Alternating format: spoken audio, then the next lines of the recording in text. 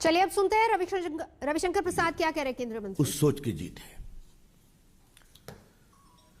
The election results of the District Development Council of Jammu and Kashmir is the victory of hope, is the victory of democracy, is the victory of the people of Jammu and Kashmir, and the victory of the larger narrative about Jammu and Kashmir which Narendra Modi ji has thought about that state.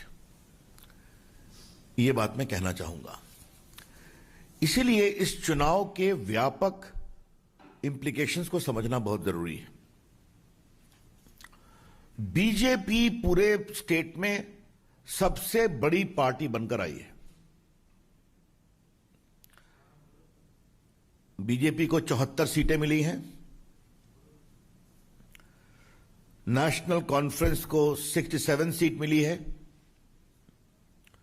PDP को 27 और कांग्रेस को 26 seat मिली है।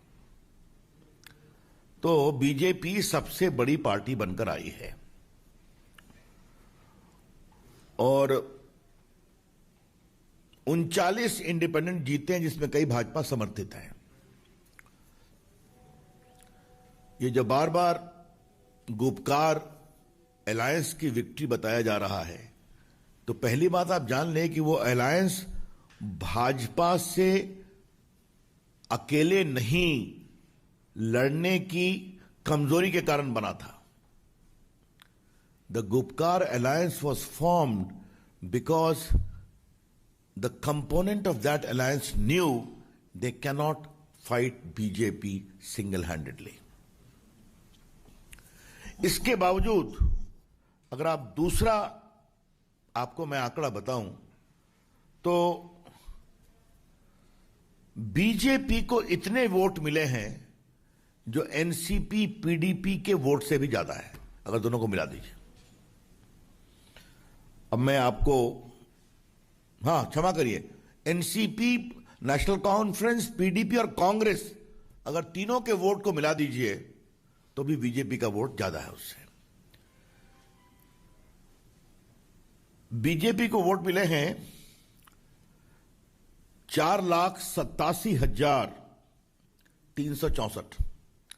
4,87,364। National conference को vote मिला है 2,82,514, 2,82,514, and PDP how much? Just 57,789। और कांग्रेस को मिले हैं 1,39,382, 1,39,382। तो बीजेपी के 4,87,364, इसकी तुलना में आप एनसी के 2,82,000, पीडीपी के 55,000 और कांग्रेस के 1,39,000 को जोड़ दें तो बीजेपी का वोट इन तीनों से ज्यादा है। तो ये एक बात को समझना बहुत जरूरी है कि BJP single largest party, BJP highest number of votes. ये मुझे इस बात का बहुत प्रसन्नता है कि एक मिनट बस, प्रसन्नता है कि कश्मीर में घाटी में कमल खिला है। घाटी में कमल अपने वजूद पर खिला है।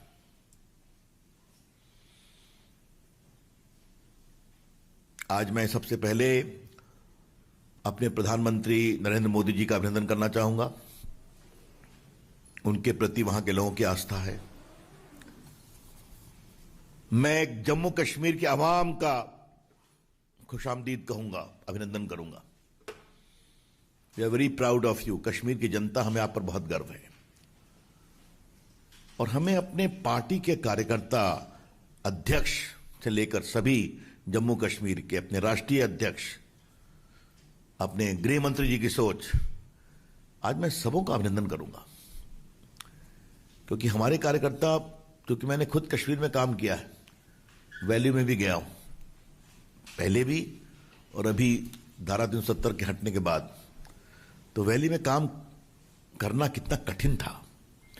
उसमें अगर हमारे कार्यकर्ताओं ने हिम्मत दिखाई, कई शहीद भी हुए, तो आज का दिन उनके अभिनंदन का है और उनके लिए गर्व करने का है।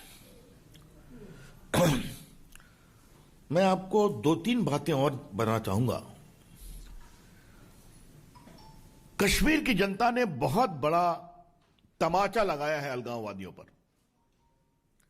ए resounding slap to the extremist, separatist, terrorist and their patrons.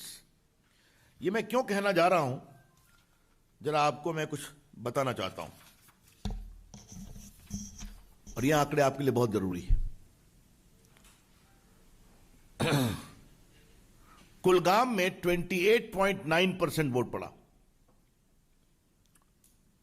Shopian में 17.5% वोट पड़ा। ये सब उनके दबाव के इलाके। और पुलवामा, जहां पर जो टेररिस्ट का एक हॉटबेड है, आपको पता ही है, वहां रोज टकराहट होती है, जहां पर जनता निकलती नहीं थी, वहां भी 7.4% वोटिंग दर्ज की गई। और इस बात को आप कभी नहीं भूलें कि 18 के पंचायती चुनाव में भी 1.1% ही वोट पड़े थे। तो मैंने आपको ये, अब जरा मैं आइए आप, ये मैं सोपोर गया हूं, नॉर्थ कश्मीर। ये अलगाववाद से त्रस्त रहा है, अब नहीं, मैं देख के आया हूं। वहां पर 23.8% वोट हुआ है सोपोर में। आपके टीवी चैनल पर इन इलाकों का नाम रोज आता रहता है।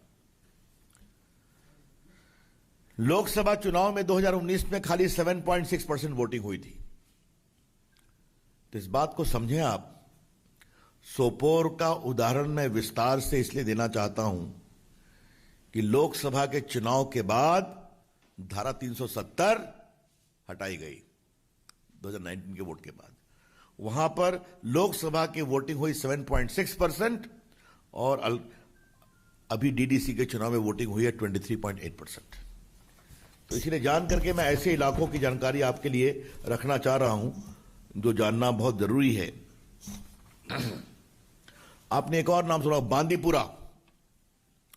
वहां भी आपको बहुत खबरें मिलती रहती हैं सिक्योरिटी फोर्सेस से। नॉर्थ कश्मीर के बांदीपुरा में 51.7% वोटिंग हुई, 51.7%। और पंचायती चुनाव में थी 44% और लोकसभा के चुनाव में थी 23%। आपने एक और नाम सुना होगा, गांदरबल। यह नाम भी बहुत आता है टीवी पर। गांदरबल में 43.4% वोटिंग हुई है।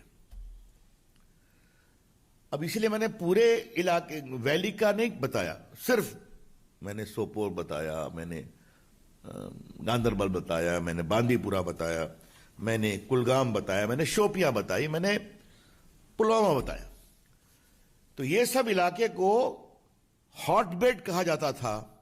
वहां के जनता की चाहत क्या है, यह समझना बहुत जरूरी है। इसलिए मैं फिर कहूंगा, कश्मीर के अवाम की जय, जम्मू कश्मीर के अवाम की जय। उन्होंने जो तमाचा मारा है, और इसी संदर्भ में मैं आपसे एक बात और कहना चाहूंगा कि जिस प्रकार से वहां की जनता आई, इसका कारण क्या है? इसका कारण समझना चाहिए।